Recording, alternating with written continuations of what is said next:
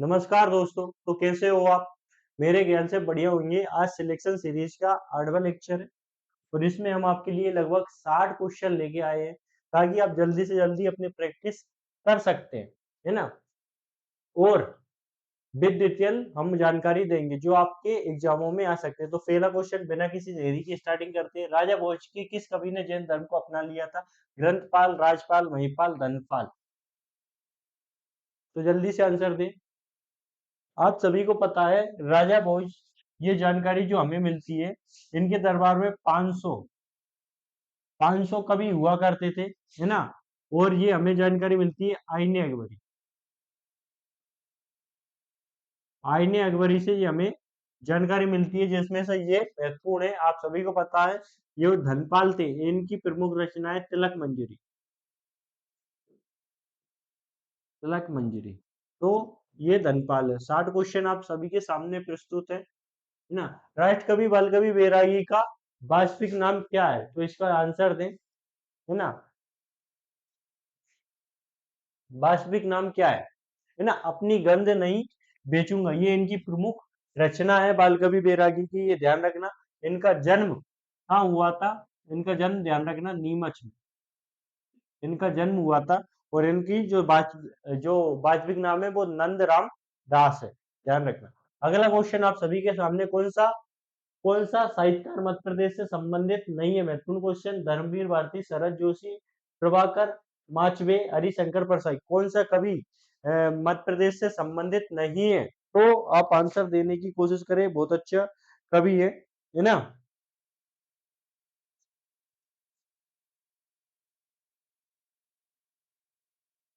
तो इसमें से कौन सा कवि नहीं है? धर्मवीर भारती जो है वो मध्य प्रदेश से संबंधित नहीं है। बाकी सभी कवि मध्य प्रदेश से संकर है, संबंधित है।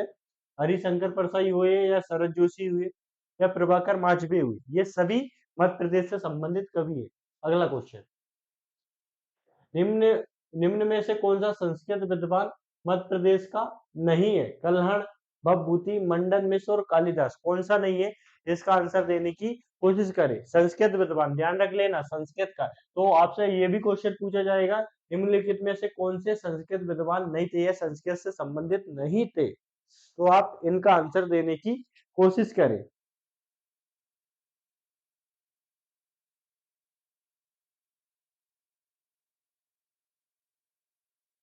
तो इसका आंसर होगा कल्हड़, जिसने राज तरंगिणी लिखी है ना। वो संस्कृत विद्वान जो थे वो मध्य प्रदेश के नहीं है ना। हालांकि इन्होंने भी संस्कृत में लिखी, राज तरंगिणी लिखी है। वो सारे क्वेश्चन इससे आते रहते हैं। कश्मीर के इतिहास का वर्णन मिलता है आपको राज तरंगिणी में। लेकिन भवभूति, मंडन मिश्र और कालिदास, ये सब मध्य प्रदेश संबंधित है। कालिदास ने अब सात सात रचनाएं लिखी, अभिज्ञान शकुंतलम, कुमार संभवम, मेघदूतम। ये बहुत सारी रचनाएं, इन्होंने 7 ग्रंथों की रचनाएं की, ध्यान रख लेना। अगला क्वेश्चन, है ना। अगला क्वेश्चन आप सभी के सामने, मध्य प्रदेश में बोली जाने वाली बोली कौन सी है? बुंदेली, बघेली, निमाड़ी या उपरोक्त सभी? कौन सी है? तो सभी आप आंसर देने की कोशिश करें। तो कौन सी बोली है मध्य प्रदेश में बोली जाने वाली बोली? देखो भैया, अगर ये मध्य प्रदेश का डायग्राम बना है, ये देख सकते हो, है ना। बुंदेली यहाँ पर बोली जाती है। यहाँ पर कौन सी बोली जाती है आपकी? बुंदेली। बघेली बघेलखंड में बोली जाती है, इस वाले इलाके में बघेली। और निमाड़ी, ये निमाड़ वाले इलाके में बोली जाती है, निमाड़ी। तो इसका जो आंसर होगा वो होगा उपरोक्त सभी। तो सभी बोलियां मध्य प्रदेश में बोली जाती है। अगला क्वेश्चन आप सभी के सामने, बुंदेली शब्दकोश का संकलन किसने किया? बुंदेली शब्दकोश का संकलन किसने किया? महेश कटारे, धीरेन्द्र वर्मा, श्रीनिवास शुक्ल और द्वारका प्रसाद। तो बहुत अच्छे क्वेश्चन है ना। इसका आंसर दें। इनमें से आपका आंसर कौन सा हो सकता है? जल्दी से आंसर दें।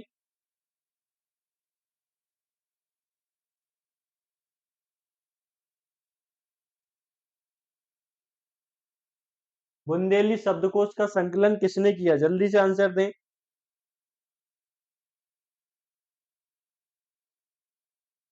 जिनका जन्म ललितपुर उत्तर प्रदेश में हुआ था, उन्होंने किया। ललितपुर यूपी में जिनका जन्म हुआ था उन्होंने बुंदेली शब्दकोश का संकलन किया और उनका नाम है आपका महेश कटारे। क्या नाम है? महेश कटारे। अगला क्वेश्चन आप सभी के सामने ये रहा। मध्य प्रदेश की राजभाषा क्या है? मध्य प्रदेश की राजभाषा क्या है? हिंदी, अंग्रेजी, उपरोक्त दोनों या इनमें से कोई नहीं? तो बहुत अच्छे क्वेश्चन है। मध्य प्रदेश की राजभाषा क्या है? हिंदी, अंग्रेजी या उपरोक्त में से कोई नहीं, है ना। 1976 में राजभाषा अधिनियम के तहत का वर्ग में रखी गई भाषा है अपनी, ध्यान रख लेना। 1976 में राजभाषा अधिनियम के तहत का वर्ग में रखी गई भाषा है, उनमें से अपनी राजभाषा कौन सी मानी गई? तो आप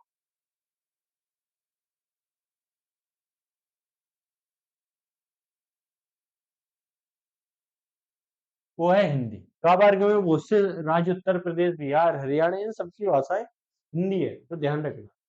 अगला क्वेश्चन, मध्य प्रदेश साहित्य सहित संपूर्ण भारत में हिंदी दिवस कब मनाया जाता है? मध्य प्रदेश सहित संपूर्ण भारत में हिंदी दिवस कब मनाया जाता है? 14 दिसंबर, 1 सितंबर, 2 अक्टूबर, 14 सितंबर।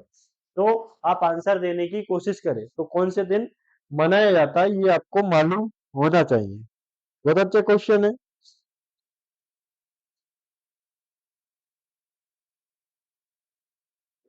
1949 से मनाया जा रहा है ना। 10 जनवरी को विश्व हिंदी दिवस मनाया जाता है।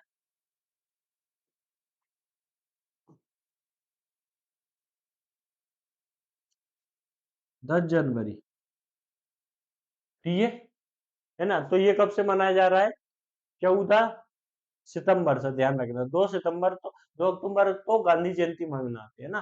14 सितंबर 1949 से ये मनाया जा रहा है, ये ध्यान रख लेना। अगला क्वेश्चन आप सभी के सामने, किस बोली का नामकरण जॉर्ज गैरसन ने किया है?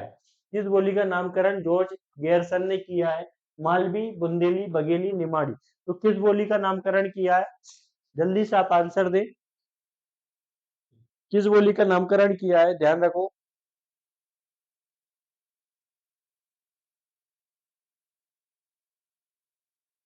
जिन्होंने निमाड़ी भाषा को दक्षिणी हिंदी भी कहा है।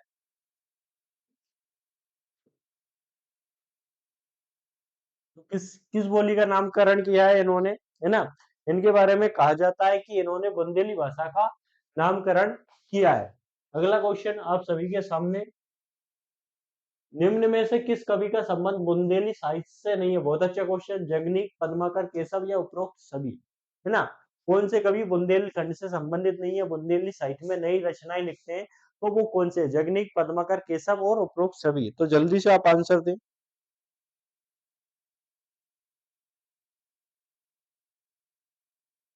बुंदेली साहित्य से, ध्यान रखना, कौन से कवियों का संबंध बुंदेली साहित्य से? जगनीक, पद्माकर, केशव या उपरोक्त सभी। जल्दी से आंसर दें। मैं यहाँ पे एक ट्रिक बता चुका हूँ। जगनीक, पद्माकर, केशव, महेश कटारे और गंगाधर व्यास। महेश कटारे और गंगाधर व्यास, ध्यान रखना। इन सभी का संबंध किससे है? बुंदेल साहित्य से, ध्यान रख लेना। अगली बार इनके बारे में पूछा, महेश कटारे या गंगाधर व्यास किस साहित्य से संबंधित, आपसे क्वेश्चन पूछा जा सकता है, तो ध्यान रखना ये सभी क्वेश्चन। बघेली का विकास किस भाषा में हुआ? ध्यान रखना, बघेली का विकास किस भाषा से हुआ? बघेली का विकास किस भाषा से हुआ? मागधी, अर्धमागधी, राजस्थानी, शोरसेनी। तो जल्दी से आंसर देने की कोशिश करें। इसका आंसर क्या हो सकता है? बहुत अच्छे क्वेश्चन है।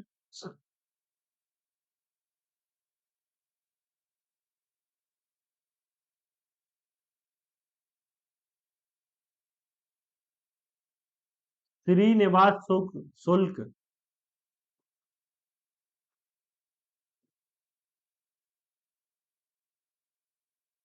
श्रीनिवास शुक्ल और इसके अलावा विश्वनाथ सिंह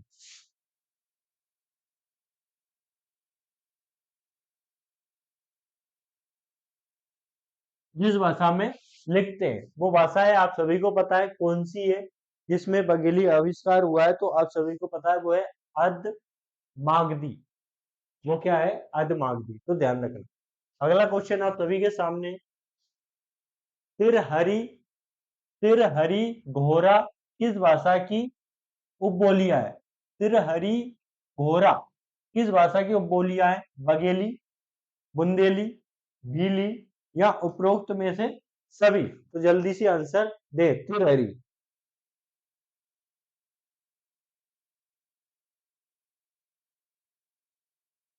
जल्दी से आंसर दे। तो इसका है भैया बघेली। ठीक है, अगला क्वेश्चन। अगला क्वेश्चन आप सभी के सामने, निमाड़ी साहित्य का इतिहास नामक पुस्तक के लेखक कौन है ना? श्री राम परिहार, संत सिंगाजी, जॉर्ज गैरसन, श्रीनिवास शुक्ल, तो कौन है? इनमें से आप आंसर देने की जल्दी कोशिश करें। निमाड़ी साहित्य का इतिहास नामक पुस्तक, निमाड़ी साहित्य का इतिहास अच्छी बुक है, इस बुक के लेखक कौन है? तो आप आंसर देने की कोशिश करें।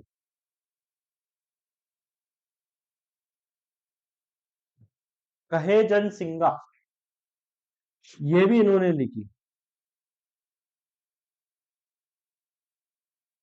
कहे जन सिंगा, ये भी इनकी प्रमुख पुस्तक है, और ये लिखी श्री राम परिहार ने। ध्यान रख लेना, श्री राम परिहार ने लिखी, और ये महत्वपूर्ण है।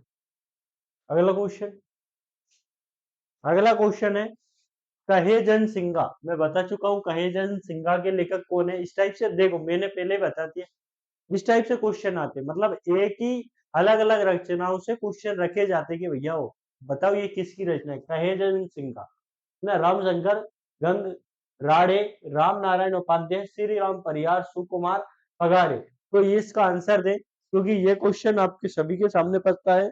मैं आंसर बता चुका हूं हालांकि इससे पहले। तो इसका आंसर है श्री राम परिहार।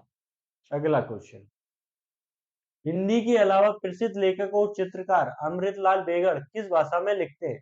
गुजराती, पंजाबी, मराठी, मैथिली, है ना? तो किस भाषा में लिखते हैं? हिंदी के अलावा प्रसिद्ध लेखक, ध्यान रखना ये क्या क्या है, लेखक, चित्रकार अमृतलाल बेगड़, है ना, किस भाषा में लिखते हैं? बहुत महत्वपूर्ण क्वेश्चन है, लेखक भी है, चित्रकार है। आपसे क्वेश्चन पूछा जाएगा कि अमृतलाल बेगड़ बेगड़ क्या है, लेखक है या चित्रकार है ना, पेंटर है या राइटर है, तो क्या है? तो किस भाषा में लिखते हैं? गुजराती, पंजाबी, मराठी, मैथिली, तो जल्दी से आप आंसर दें।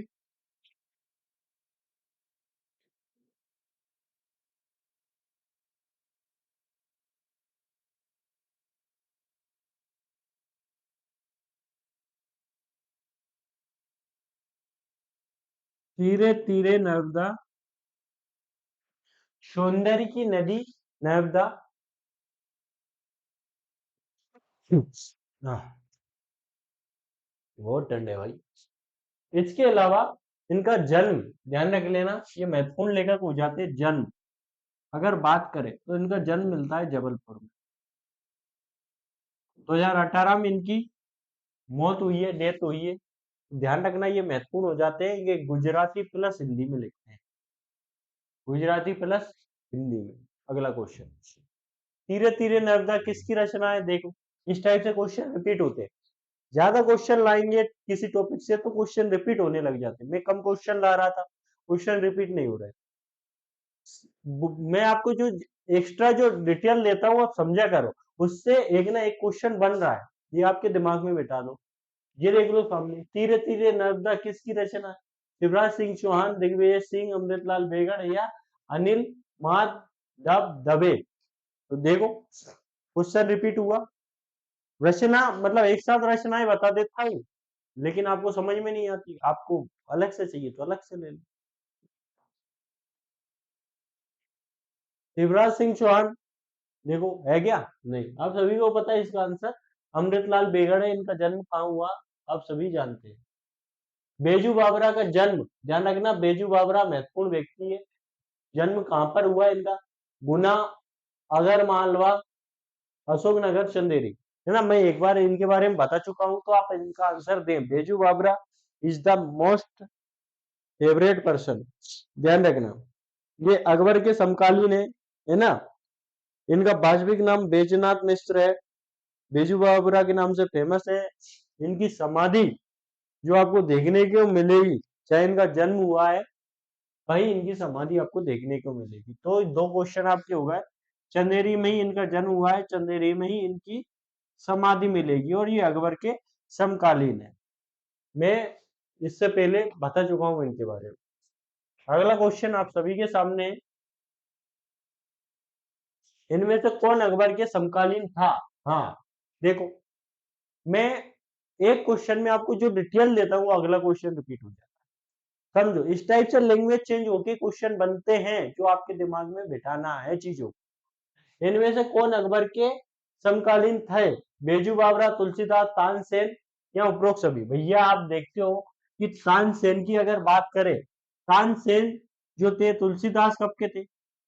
तुलसीदास, तानसेन और ये सभी अगर देखे जाए कौन इनके समकालीन थे, तो बेजू बावरा, तानसेन, तुलसीदास, अबुल फजल, अब्दुल रहीम खाने खाना और फेजी रहीम फेजी अबुल फजल। तुलसीदास ने रामचरितमानस की रचना की थी। तानसेन वही है जो रीवा सख्त रामचंद्र देव के दरबारी कवि थे, जो अकबर ने जलाल खां कोर्सी को भेजकर बुलवाया गया था, है ना। तो ये उपरोक्त सभी है ना। बेजू बावरा के बारे में मैं बता ही चुका हूँ, कृषि संगीतकार है। कैसा छंद बना देती है, रचना है भैया। कैसा छंद बना देती है कि लेखक कौन है? हरिशंकर परसाई, पंडित माखनलाल चतुर्वेदी, सूर्यकांत त्रिपाठी और गजानन माधव मुक्तिबोध। तो कौन है कैसा छंद बना देती है? अच्छी रचना है।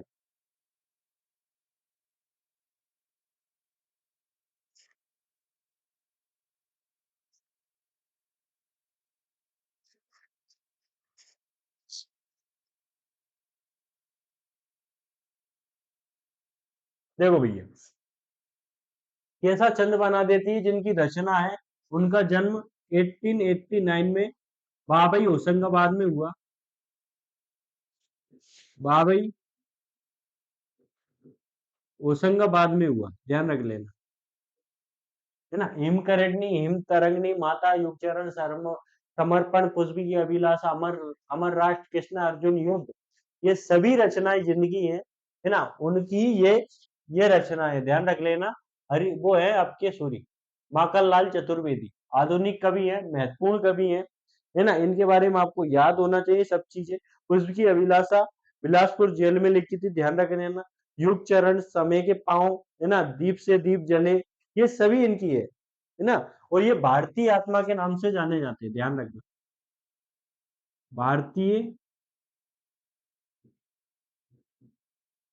आत्मा के नाम से ये जाने जाते हैं, तो ध्यान रख लेना। अगला क्वेश्चन, मध्य प्रदेश के कौन से हिंदी कवि ब्रह्म राक्षस के लेखक हैं? ब्रह्म राक्षस के लेखक कौन है? ध्यान रखना, गजानन माधव मुक्तिबोध है क्या? राहत इंदौरी साहब है क्या? उदय प्रकाश है क्या? मृणाल पांडे है क्या? राहत इंदौरी तो गजल गायक साहब था, है ना, बहुत अच्छी गजल गाते थे, शेर शायरी के लिए फेमस थे, आप सभी को पता है। मैं भी बहुत बड़ा फैन हूँ उनका, कोई भी उनका फैन होता है हमेशा, क्योंकि राहत इंदौरी साहब है।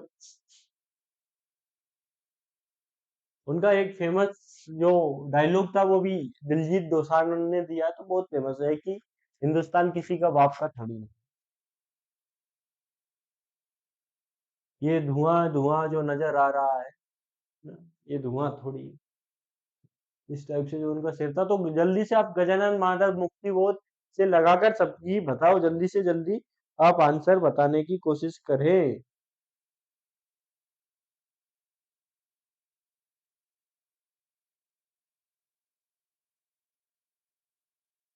ये आपके गजानन माधव मुक्तिबोध मिलते हैं, जिनका जन्म श्योपुर में होता है ना।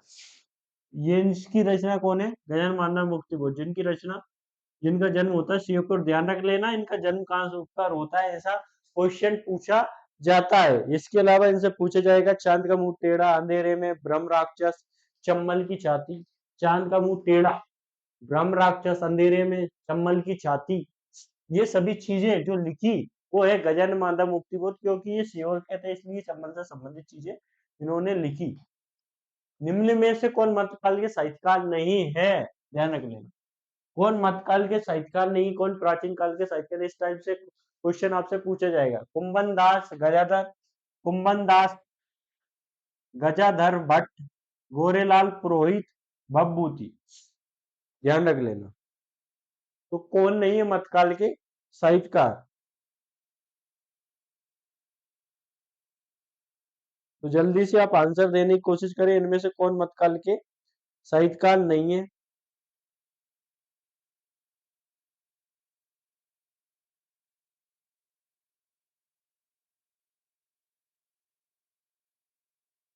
भैया जो भभूति है, आप सभी को पता है, ये प्राचीन काल के साहित्यकार हैं, आप सभी को मालूम होना चाहिए ना। बाकी कुंभन दास, गजाधर भट्ट और गोरेलाल, ये सभी क्या है कि ये जो साहित्यकार है, ये मध्यकाल के साहित्यकार है। ये किसके हैं? ये मध्यकाल के हैं। और बाकी सभी किसके हैं? बाकी सभी आपको देखने को मिलते हैं, बाकी सभी प्राचीन कालीन साहित्यकार है। इन्हें भारती मिल्टन के नाम से प्रसिद्ध है, श्रीकंठ नाम से इन्हें जाना जाता है। मालती माधव उत्तर रामचरित और महावीर चरित, मालती माधव उत्तर रामचरित, महावीर चरित, इनकी ये भारती मिल्टन के नाम से इन्हें जाना जाता है ना। भारतीय मिल्टन,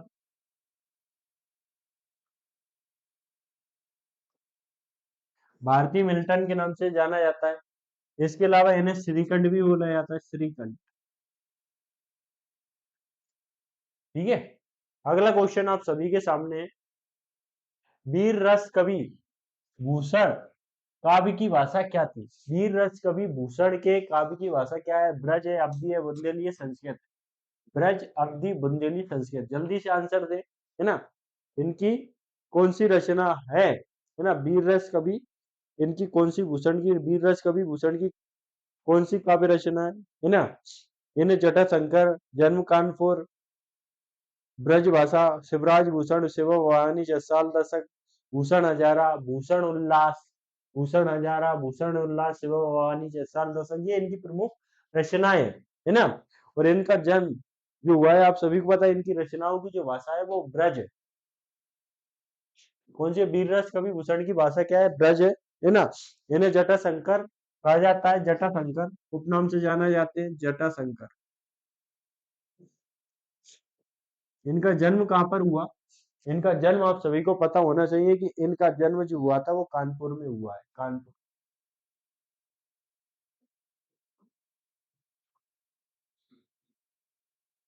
कानपुर में हुआ। अगला क्वेश्चन, निम्न में से कौन सी रचना भूषण की है? देखो क्वेश्चन रिपीट हो रहा है, मैं अभी बोल के बताई थी आप, तो आप आंसर दे ना। शिवराज भूषण, भूषण हजारा, भूषण उल्लास, उपरोक्त सभी, तो कौन सी रचनाएं भूषण की हैं? मैंने अभी बोल के बताई थी, तो आप इसका आंसर दे सकते हैं, क्योंकि आप सभी लोग क्या है, समझदार है, मैच्योर है।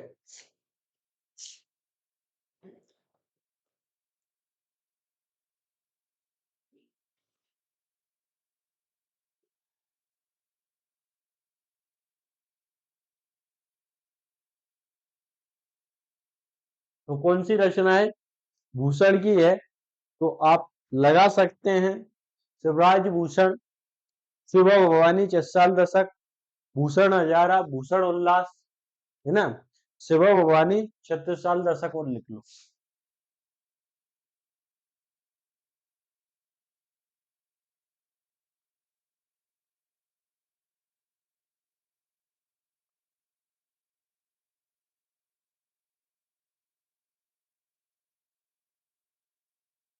ये सभी रचनाएं किसकी हैं? ये आपके भूषण जी की देखने की मिलती हैं। अगला क्वेश्चन, कवि पद्माकर का जन्म मध्य प्रदेश के किस जिले में हुआ? कवि पद्माकर का जन्म मध्य प्रदेश के किस जिले में हुआ? इस टाइप से आप बहुत बार क्वेश्चन पूछे गए हैं और लगातार पूछे जाएंगे। छतरपुर, जबलपुर, दमोह, सागर, तो कहां पर हुआ? आप आंसर दें, है ना। कवि पद्माकर का जन्म मध्य प्रदेश के किस जिले में हुआ? छतरपुर, जबलपुर, दमोह, सागर, किस जिले में हुआ? जल्दी से आंसर दें, कवि पद्माकर का जन्म कहां पर हुआ? गंगा लहरी, यमुना लहरी, जगत विनोद, प्रबोध, पचासा, राम रसायन, हितोपदेश, ये सभी जिनकी रचना है।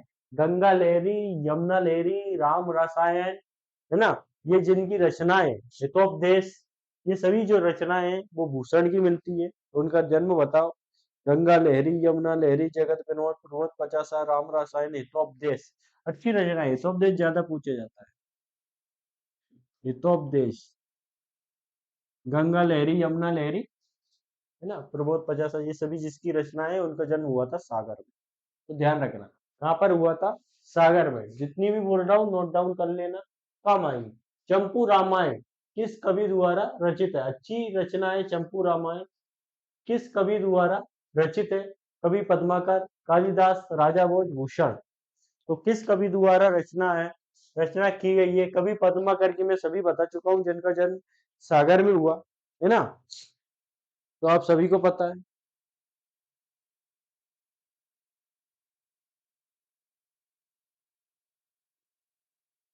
और कालिदास के बारे में आप सभी जानते हो, है ना, चंद्रगुप्त विक्रमादित्य के नवरत्नों में से एक थे इन्होंने, सात कुमार संभवम, रघुवंशम, है ना, इनकी महाकाव्य है, मेघदूत, ऋतु संहार, बहुत सारी सात रचनाएं इनकी अलग अलग आपको देखने को मिलती है। तो प्राचीन काल में हुआ है। इनका जन्म सागर में हुआ था, मैं सभी रचनाएं बता चुका हूँ। भूषण, इनके बारे में भी मैंने अभी बताया था, शिव भवानी, चित्साल दशक वगैरह, है ना। राजा भोज का जन्म ध्यान रखना उज्जैन में हुआ था। चंपू रामायण इन्होंने ही लिखी, जन्म उज्जैन में हुआ था इनका। चंपू रामायण लिखी। भोज प्रबंधनम, ध्यान रखना, भोज की एक तो रचना भोज प्रबंधनम, जो इनकी आत्मकथा है। क्या है? आत्मकथा। तो ध्यान रखना, ठीक है। सरस्वती कंठहरण, विद्या विनोद, सिद्धांत संग्रह, चारु चर्चा, सम्रांगण, सूत्रधार, इनकी बाकी रचना है। अगला क्वेश्चन, माखनलाल चतुर्वेदी जी की किस कीर्ति पर उन्हें देव पुरस्कार से सम्मानित किया गया? माखनलाल चतुर्वेदी की किस कीर्ति के लिए उन्हें देव पुरस्कार से सम्मानित किया? हिमकरणी, हिमतरंगिणी, समर्पण, कुश्ती की अभिलाषा, मैं बता चुका हूँ। इनकी रचना कहाँ पर की गई थी? कुश्ती की अभिलाषा जब वो बिलासपुर जेल में थे तब इसकी रचना की थी, ध्यान रखना,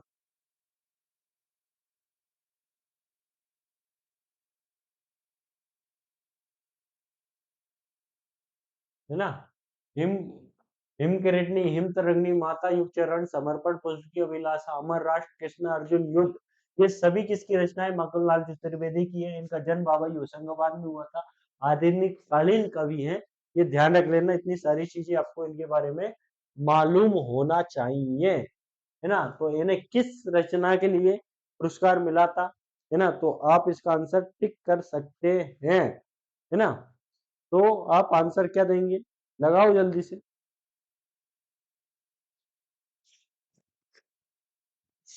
वो लगेगा हिमक्रिटनी, है ना, हिमक्रिटनी के लिए इन्हें दिया गया था।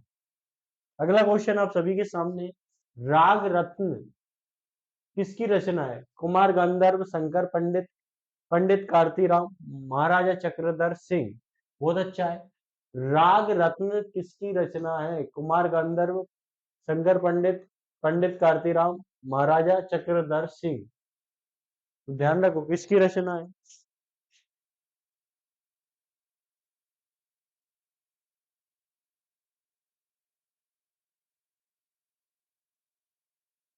राज रत्न, और इनकी एक और राग रत्न भी मिले।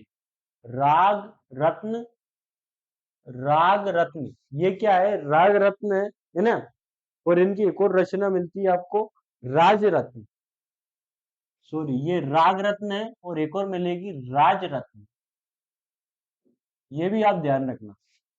राग रत्न या राज रत्न किसकी रचना है, ये आपको मालूम होना चाहिए क्योंकि महत्वपूर्ण हो गई।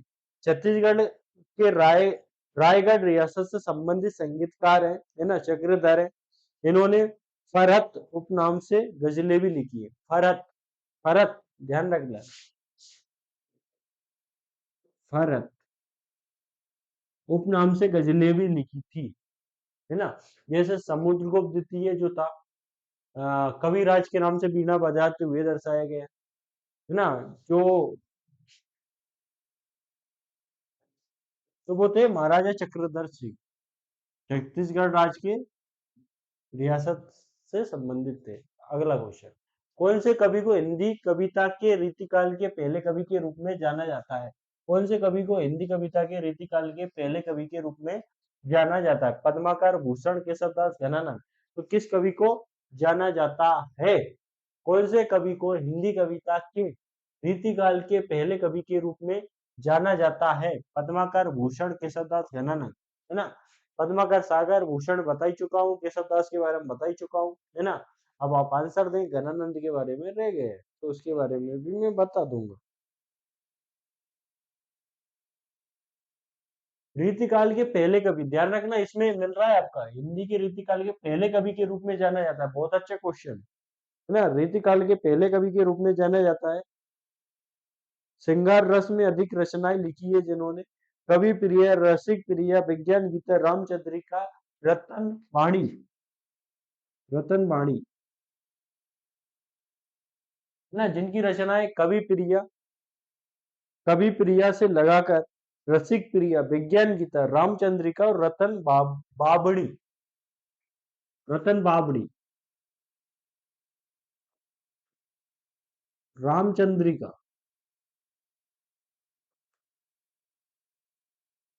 कवि प्रिया, रसिक प्रिया, जिनकी प्रमुख रचना है वो कौन है? आप सभी के पहले कवि है केशवदास। कौन है? रीतिकाल के प्रथम कवि कौन मिलेंगे आपको? केशवदास। अगला क्वेश्चन, रसिक प्रिया, कवि प्रिया, विज्ञान गीता किसकी रचनाएं हैं? पद्माकर, भूषण, घनानंद, केशवदास। तो जल्दी से आप आंसर दें, किसकी रचना है? आपको मालूम होना चाहिए। मैं बता चुका हूं आपको इनके बारे में, पद्माकर जी के बारे में बता चुका हूँ, भूषण के बारे में बता चुका हूँ, घनानंद के बारे में बता चुका हूँ। और क्या करूं मैं, बताओ किस किस के बारे में बताऊं? तो रसिक प्रिया किसकी रचना है? तो आप सभी को पता है, रसिक प्रिया मैं बता चुका हूँ, वो है केशवदास की रचना। अगला क्वेश्चन, रीतिकाल कवि केशवदास को किसका संरक्षण प्राप्त था? क्वेश्चन रिपीट होते हैं बार बार, शब्दों का चेंज होता है, शब्दों का फेर होता है। मैं एक ही क्वेश्चन में वो सारी डिटेल देता हूँ, है ना, वो ही अगले क्वेश्चन में आती है। तो एक टॉपिक से इतने क्वेश्चन बनते हैं, बार बार रिपीट होंगे, है ना। आपको ज्यादा क्वेश्चन चाहिए, मैं ज्यादा ला, वैसे लगभग लगभग एक टॉपिक के मैं सभी क्वेश्चन कंप्लीट करा देता हूँ, अगर आपको विश्वास हो तो। रीतिकाल कवि केशवदास को किसका संरक्षण प्राप्त है? मुगल बादशाह जहांगीर, ओरछा नरेश, इंद्रजीत, उपरोक्त दोनों, या मुगल बादशाह अकबर। तो किसका है ना? रीतिकाल के कवि केशवदास को किसका संरक्षण प्राप्त है, मतलब किसके यहाँ पर रहते थे, है ना, केशवदास जी? मुगल बादशाह जहांगीर, ओरछा नरेश, इंद्रजीत, उपरोक्त दोनों, मुगल बादशाह अकबर। तो किसके दरबार में ये रहते थे? तो बताइए कृपया कर आंसर।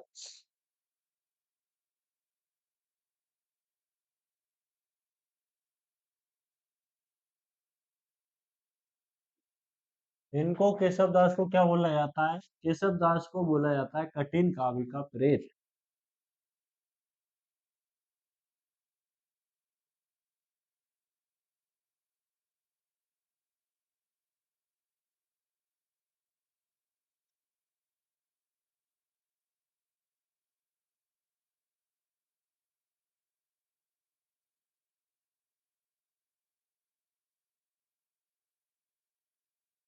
किसके थे? तो दोनों भैया, जहांगीर, इंद्रजीत। ये इंपॉर्टेंट है, याद रखना। अगला क्वेश्चन, निराला सर्जन पीठ किस शहर में स्थित है? भोपाल, इंदौर, ग्वालियर, जबलपुर। निराला सर्जन पीठ किस शहर में स्थित है, किस सिटी में स्थित है? भोपाल, इंदौर, ग्वालियर, जबलपुर। मेरी है तबीयत खराब, लेकिन आप दें आंसर। किस शहर में स्थित है निराला सर्जन पीठ? ये आपके लिए महत्वपूर्ण क्वेश्चन हो जाता है कि भैया निराला सर्जन पीठ किस शहर में स्थित है। तो निराला सर्जन पीठ किससे संबंधित है? निराला सर्जन पीठ आपका जो विश्वविद्यालय के, कौन सा विश्वविद्यालय? बरकतुल्ला विश्वविद्यालय भोपाल।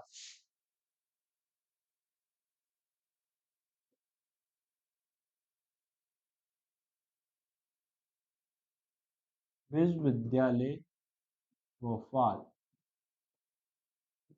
इससे संबंधित है, ध्यान रख लेना। इसके अलावा अन्य सृजन पीठों की बात करें, है ना, प्रेमचंद सृजन पीठ, ये विक्रम विश्वविद्यालय उज्जैन, लिखी लो यार, प्रेमचंद सृजन पीठ, ये विक्रम विश्वविद्यालय कहाँ पर, उज्जैन, ध्यान रखना। प्रेमचंद सृजनपीठ विक्रम विश्वविद्यालय उज्जैन, मुक्तिबोध सृजनपीठ हरि सिंह और विद्यालय सागर, कौन सी, मुक्तिबोध, मुक्तिबोध सृजनपीठ हरि सिंह गौर विश्वविद्यालय, ये आपको देखने को मिलेगी सागर। ये महत्वपूर्ण है भैया सभी सृजनपीठ। इसके अलावा सुभद्रा कुमारी सृजनपीठ रानी दुर्गावती विश्वविद्यालय जबलपुर, सुभद्रा कुमारी सृजनपीठ ये आपको देखने मिलेगी रानी दुर्गावती विश्वविद्यालय कहाँ पर, जबलपुर, ध्यान रखना। रानी दुर्गावती विश्वविद्यालय, बाल साहित्य सृजनपीठ इंदौर, बाल साहित्य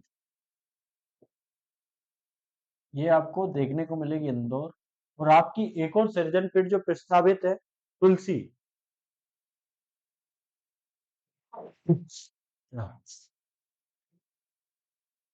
तुलसी ये आपको देखने को मिलेगी चित्रकूट, ये प्रस्तावित है। तो निराला सृजनपीठ आई होप आप समझ में आई होगी, ये भोपाल।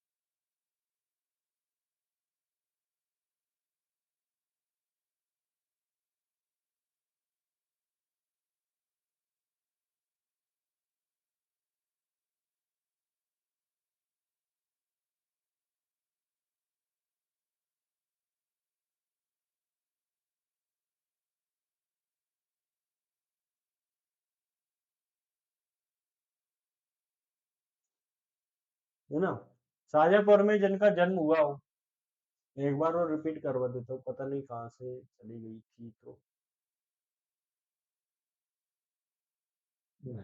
निम्न में से कौन सी रचना कवि भूषण की है? तो आप सभी को पता है कि ये शिवराज भूषण, भूषण और हजारा, भूषण उल्लास, ये सभी उपरोक्त सभी शिवानी, शिवा भवानी, जस्सान दशक, ये आपकी कौन सी मिलती है? किसकी मिलती है? भूषण की मिलती है। इसके अलावा आपको देखा जाए, कवि पद्माकर का जन्म मध्य प्रदेश के किस जिले में हुआ था? तो ये आपके सागर में हुआ था, ध्यान रखना, है ना। इनकी रचना हितोपदेश भी मिलती है।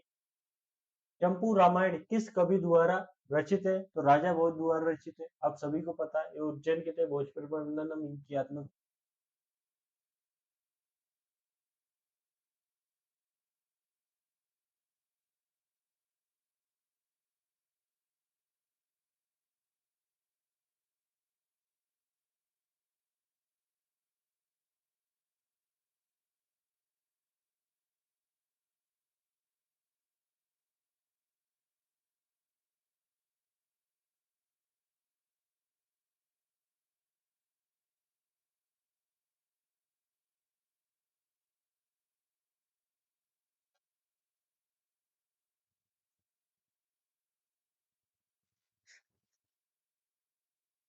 तो एक बार और मैं आपको बता देता हूँ, अगर एक दो क्वेश्चन छूट भी गए हैं तो मैं आपको आंसर बता देता हूँ, ताकि आपको वापस रिवर्स। इनमें से कौन निम्न में से कौन अकबर के समकालीन था? तो आप सभी को पता है, ये सभी बेजू बावरा, तुलसीदास, तानसेन उपरोक्त सभी अकबर के समकालीन थे। कैसा चंद बना देती है, लेखक कौन है? पंडित मकरलाल चतुर्वेदी है। भारतीय आत्मा, 1889 में इनका जन्म बम्बई होशंगाबाद में हुआ था। अगला क्वेश्चन आप सभी के सामने, मध्य प्रदेश में कौन से हिंदी कवि ब्रह्म राक्षस के लेखक है? गजानन माता मुक्ति बोध है, जिनका जन्म श्योपुर में हुआ था। अगला क्वेश्चन, निम्नलिखित में से कौन मध्यकाल के साहित्यकार नहीं है? तो कुम्मन दास, गजाधर भट्ट और गोरेलाल पुरोहित ये मध्यकाल के साहित्यकार है, लेकिन भवभूति प्राचीन कालीन साहित्यकार है, भारतीय मिल्टन के नाम से और श्रीकंठ के नाम से भी ये जाने जाते हैं।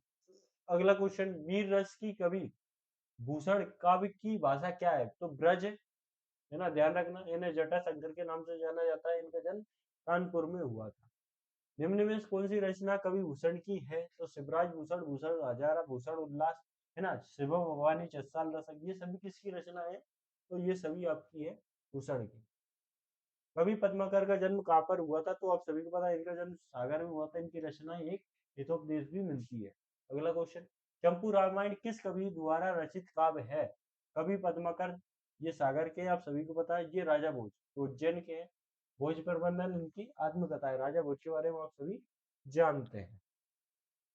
अगला क्वेश्चन, माखनलाल चतुर्वेदी जी की किस कीर्ति पर उन्हें देव पुरस्कार से सम्मानित किया गया? हिमकृतनी, हिमतरंगिणी, समर्पण, पुष्प की अभिलाषा। तो हिमकृतनी के लिए उन्हें देव पुरस्कार से सम्मानित किया गया, तो ध्यान रखना।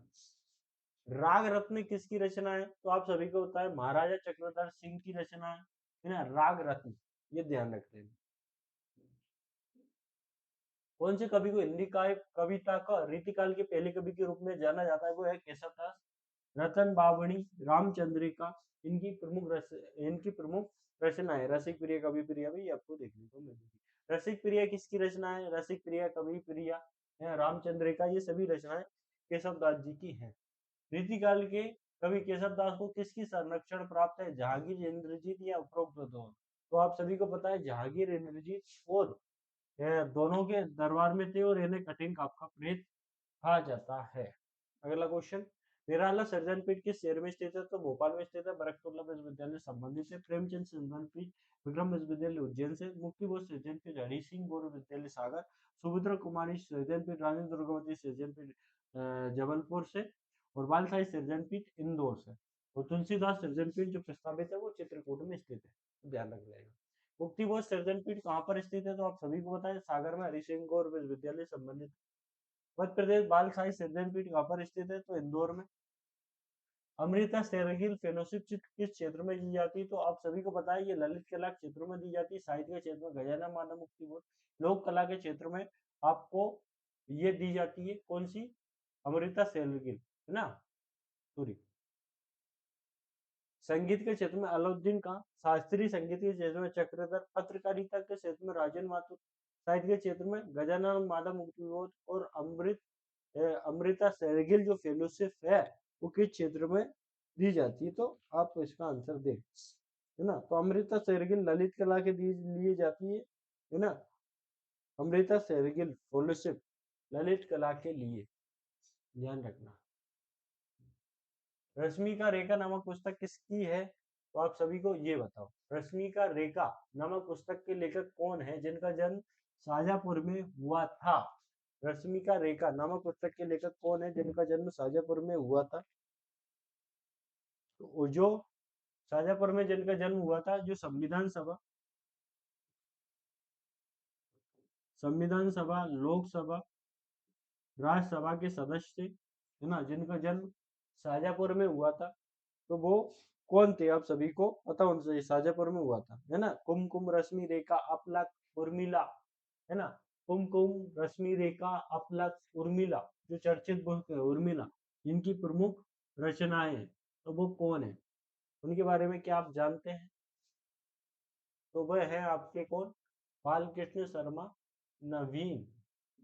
अगला क्वेश्चन, उर्मिला किसकी रचना है, मैथिली शरण गुप्त, भवानी प्रसाद मिश्र, बालकृष्ण शर्मा नवीन, वसुदेव शरण उपाध्याय, तो किसकी रचनाएं हैं, तो ध्यान रखो, मैं अभी आपको बता चुका हूँ किसकी रचनाएं है ना,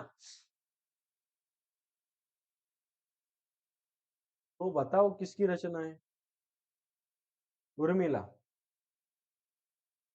तो ये है आपके बालकृष्ण शर्मा नवीन की रचना। राखी की चुनौती किसकी रचना है, माखनलाल चतुर्वेदी, सुभद्रा कुमारी चौहान, फ्रॉक गोरखपुरी और हरिशंकर परसाई, तो किसकी रचना है राखी की चुनौती। राखी की चुनौती किसकी रचना है, जल्दी से आप आंसर दें।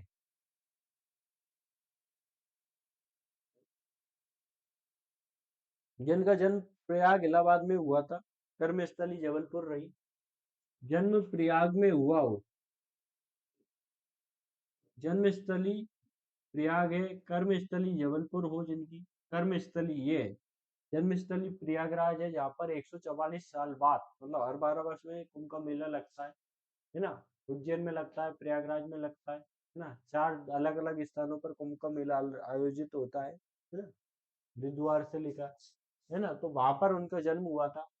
और इसके अलावा वो जबलपुर में जिनकी कर्मस्थली रही है, खंडवा के ठाकुर लक्ष्मण सिंह से जिनका विवाह हुआ हो, है ना। विवाह किससे हुआ, लक्ष्मण सिंह से,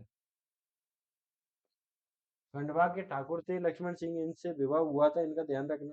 राखी की चुनौती यहाँ पर दे रखी है, त्रिधारा, मुकुल, झांसी की रानी, सभा के खेल, मोती, उन्मादिनी, झांसी की रानी जैसी जिनकी रचनाएं हो आप सभी को याद आ रही हो, खूब लड़ी मर्दानी में तो झांसी वाली रानी थी, है ना, बुंदेलो हर बोलो के मुंह सुनी हमने कहानी थी, तो वो थी आपकी सुभद्रा कुमारी चौहान, आधुनिक साहित्यकार है। बुनी हुई रस्सी किसकी रचना है, उदय प्रकाश की, भवानी प्रसाद मिश्र, कुमार व्यास और बालचंद्र शास्त्री। बुनी हुई रस्सी किसकी रचना है, बुनी हुई रस्सी किसकी रचना है, जिनका जन्म होशंगाबाद में हो, टेगरिया होशंगाबाद में, भारत छोड़ो आंदोलन में जिनने भाग लिया हो, टिगरिया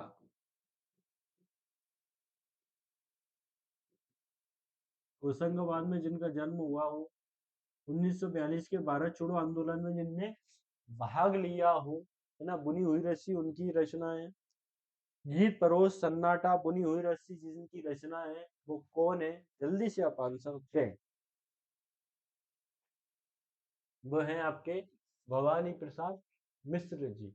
तो अगला क्वेश्चन, श्री अशोक वाजपेयी क्या है, चित्रकार है, संगीतकार है, नर्तक है, साहित्यकार है, इस टाइप के क्वेश्चन बहुत पूछे जाते हैं। श्री अशोक वाजपेयी क्या है, चित्रकार है, संगीतकार है, नर्तक है, साहित्यकार है, तो क्या है श्री अशोक वाजपेयी, तो जल्दी से आप आंसर दें।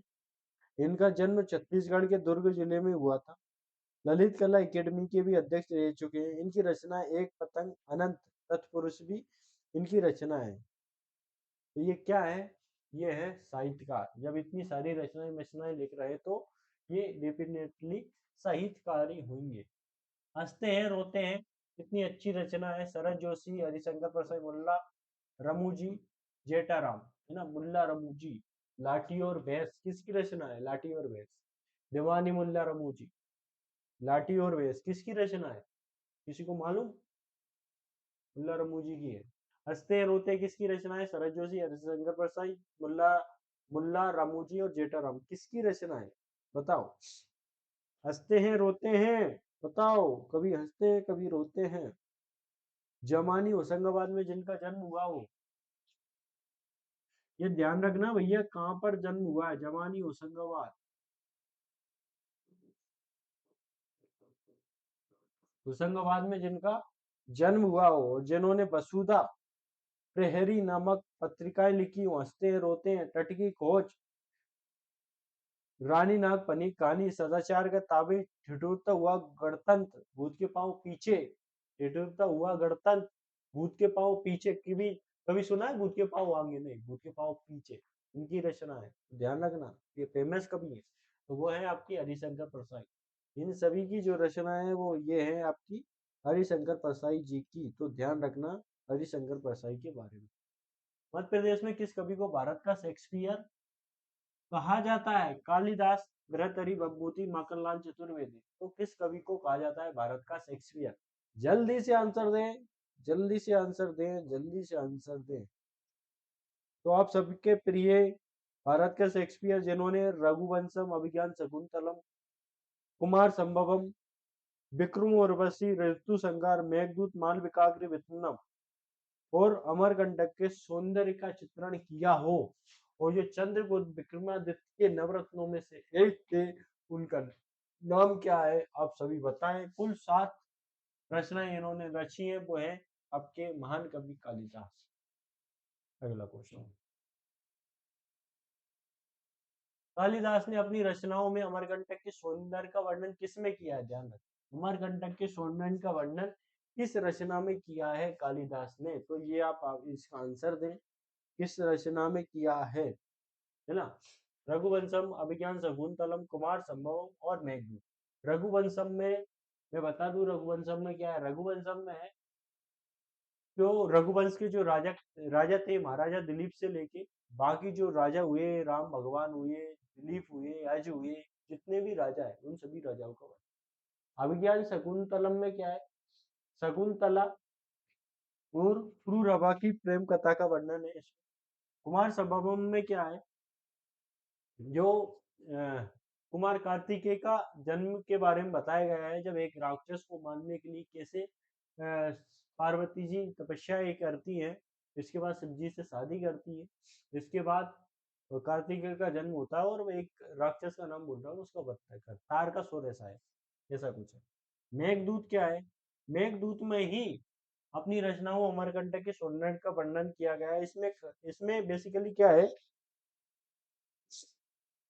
इसमें बेसिकली क्या है कि अमरकंटक जो इसमें सौंदर्य का वर्णन किया गया है, यक्ष यक्षिणी की प्रेम कथा का वर्णन है, जिसमें स्वर्ग से निष्कासित यक्ष अमरकंटक में आकर रहते हैं, है ना? और वो कहीं यक्षिणी जो है वो कहीं दूर हिमालय में निवास करती है, क्योंकि वहां स्वर्ग बताया गया। तो वहां से बोला जाता है, ये प्रेम पत्र भेजता है बादलों के माध्यम से। हाउ आर यू, कैसी हो? उधर से भेजते हो, मैं ठीक हूँ, ठीक हूँ, ठीक हूँ, इस टाइप से आवाज आती है। सोचो प्रेम कितना गहरा होगा कि बादलों के माध्यम से बात हो रही, लाखों करोड़ों किलोमीटर दूर जो चीजें हैं उसकी आप यहाँ पर बैठे बैठे बात कर रहे हैं। ये प्रेम की भाषा है ना? सारी भाषा एक तरफ प्रेम की भाषा एक तरफ, इसलिए कहते हैं कि ढाई अक्षर प्रेम की। प्रेम कभी फूल नहीं होता। अधूरी कहानी जिनकी रही है वही कहानी सक्सेस रही है। हीर रांझा की ले लो, लैला मजनू की ले लो, जूलियट शेक्सपियर की ले लो, अधूरी कहानियां रही है, पूरी नहीं हो पाई, इसलिए फेमस है। आपकी कहानी अधूरी रहे तो फेमस रहेंगी, पूर्ण हो गई तो शादी के बाद लड़ाई झगड़े बने रहे, है ना? तो बढ़िया है। मुझे लग रहा है कि ये सीरीज बंद करना पड़ेगा, क्योंकि आप सभी लोगों का प्यार नहीं मिलता। मेहनत करके ज्यादा से ज्यादा क्वेश्चन लाने की कोशिश कर रहे हैं, और ज्यादा क्वेश्चन लाएंगे, कम समय में ज्यादा से ज्यादा क्वेश्चन करवाने की कोशिश करूंगा, है ना? आपकी प्रैक्टिस ज्यादा से ज्यादा हो जाए बिना किसी टाइम पास के। तो मिलके एक नई वीडियो के साथ, है ना? तब तक के लिए जय हिंद, जय भारत।